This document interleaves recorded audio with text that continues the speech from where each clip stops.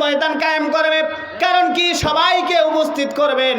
কারণ একটাই, দুনিয়াতে আল্লাহ পাক লিয়াবলুয়াকুম পরীক্ষা করার জন্য বান্দা বান্দীদেরকে পাঠিয়ে দিয়েছে। কি আমল বান্দা বান্দীরা দুনিয়ার জমিনে করলো, এটা দেখার জন্য, এটা প্রমাণ করার জন্য, জাস্টিফাই করার জন্য, বিচার করার জন্য, রায় দেওয়ার জন্য। দুনিয়ার আমলের কারণে কে যাবে জান্নাতে, দুনিয়ার বদ আমলের কারণে কে যাবে জাহান্নামে, এটা বিচারের জন্য আল্লাহর দরবারে হাশরের ময়দান কায়েম করবেন। ওই ময়দানের বিচারক হবেন কে? আর একটু জোরে বলেন, বিচারক হবেন কে? আজকে যারা বিচারক আছে তারা মনে হয়, বিগত সময় যারা ছিল তারা মনে হয়, আবার আগামীতে যারা ছিল তারা মনে হয় বিচারক।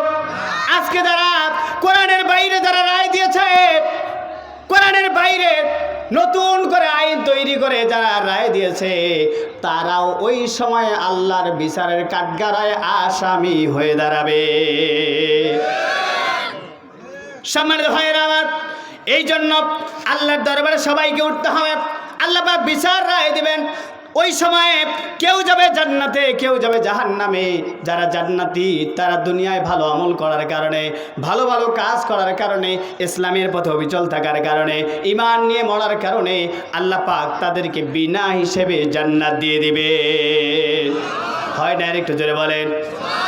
এরপরে যারা জাহান্নামে যাবে তাদের কৃতকর্মের কারণে, তারা দুনিয়াতে অপরাধী, গুনার কাজ করেছে, পাপের কাজ করেছে, কোরআনের বিপক্ষে তারা ছিল, আল্লাহর দলের মধ্যে তারা থাকে নাই।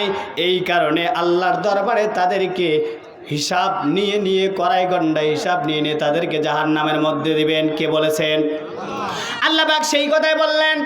সূরা মুদ্দাসির আসেন, ৭৪ নম্বর সূরা মুদ্দাসিরের ৩৮, ৩৯, ৪০ নম্বর আয়াতের মধ্যে আল্লাহ পাক কোট করলেন, কুল্লু নাফসিম বিমা কাসাবাত রাহিনা ইল্লা আসহাবাল ইয়ামিন ফি জান্নাতি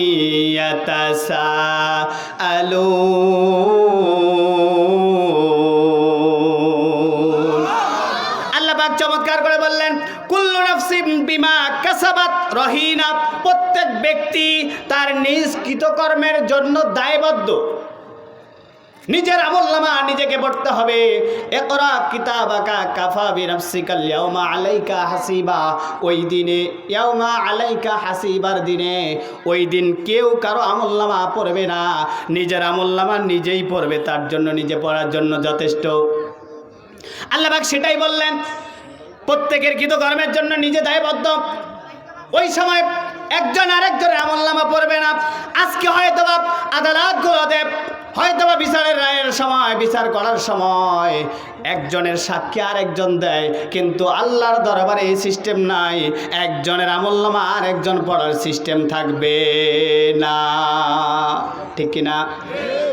দুনিয়ায় আছে। কারণ কি? কারণ একটাই, ওই সময় ওই রায় যে দেয় জাস্টিসের সামনে কি নাই? সবাই বলেন, কোরআন আজকে নাই। তার কারণ আজকে ডক্টর কামালের আইন দিয়ে রায় হয়। এই জন্য একজনের সাক্ষী আরেকজন দিতে যায়। এই সংবিধান না থাকার কারণে আর তলে তলে টেবিলের নিচ দিয়ে আরেকটা লেনদেন আছে। নাম কি? এই কয়জন জানেন? আরেকটু জোরে বলেন।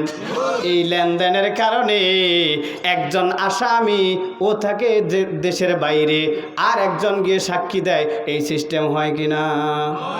আস্তে কন্দেন, পাশের লোক শুনবে। আরেকটু জোরে বলেন। সম্মানিত ভাইয়েরা আমার, তাহলে আল্লাহ পাক বললেন নিজের কৃতকর্মের জন্য নিজে দায়বদ্ধ, কেউ আরেকজনের আমলনামা পড়বে না।